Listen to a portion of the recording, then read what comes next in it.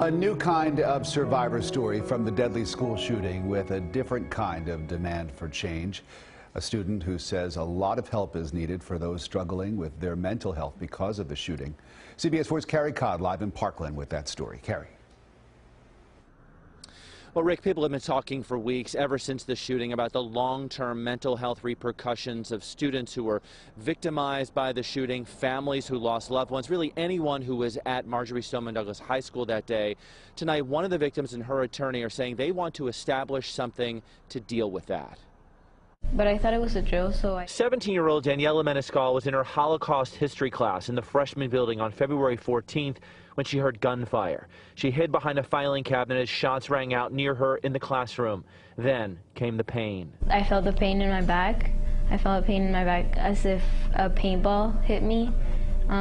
So I was like confused because I thought it was a drill and they were hitting us with paintballs. It wasn't paintballs. She got hit with shrapnel and started bleeding.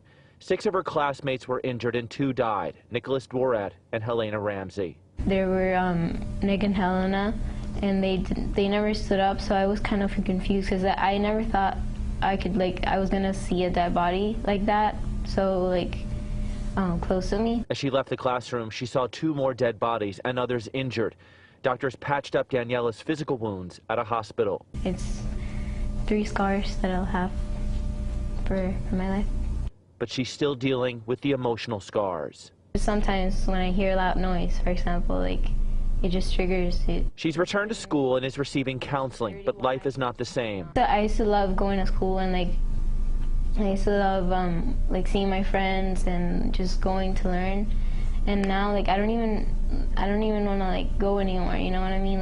I just don't feel motivated and I don't feel protected. Daniela, her mom, and their attorney, Pat Lawlor, want a fund established to pay for ongoing mental health counseling for students and staff at the school. The worst thing would be if somebody 4 or 5 years from now needs to get counseling because they have a trigger and they don't have the insurance or the insurance won't cover it. Lawlor believes the state should pay for the counseling and it should be available to victims from now and into the future wherever they are across the U.S. If it's not put together and people just pass it off because it's too difficult, I'm not going to stand for that. I'm going to continue to push for that, because this has to be done. I think I'm still in shock. Daniela says she feels some guilt about not being able to save her classmates.